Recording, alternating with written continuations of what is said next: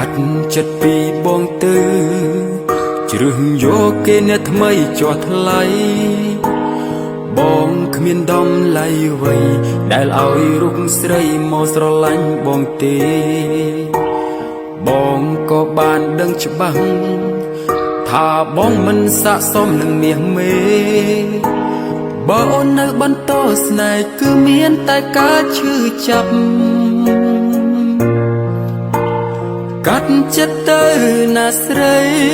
ព្រោះបងគ្មានអ្វីស័ក្តិសមនឹងស្ងួនមានតែការឈឺចាប់ឲ្យ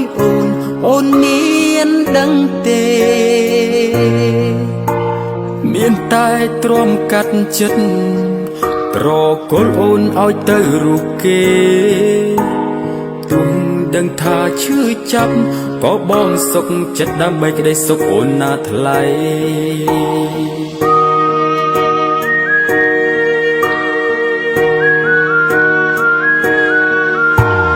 លើស្នេហ៍លើដងវិថី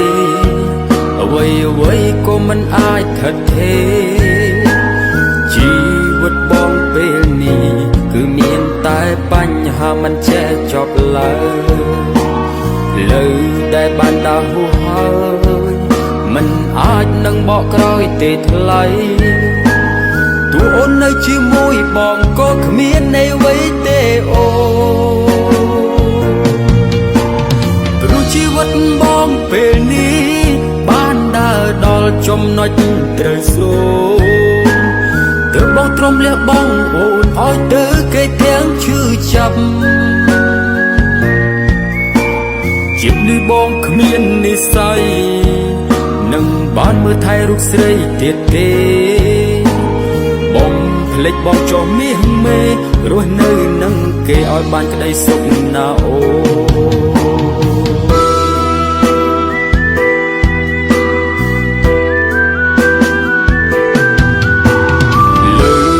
លើដងវិថីអ្វីក៏មិនអាចថិតថេរជីវិតបងពេលនេះគឺមានតែបញ្ហាមិនចេះចប់ឡើយលើ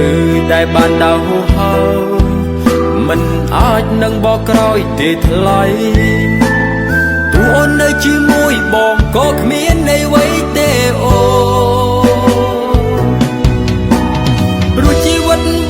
ពេលនេះបានដើរដល់ចំណុចត្រូវសូ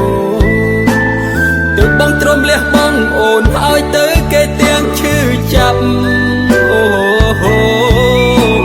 ជាតិនេះបងគ្មាននិស្ស័យ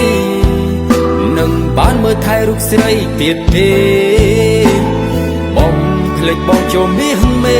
រស់នៅនឹងគេឲ្យបានក្តីសុខណាអូ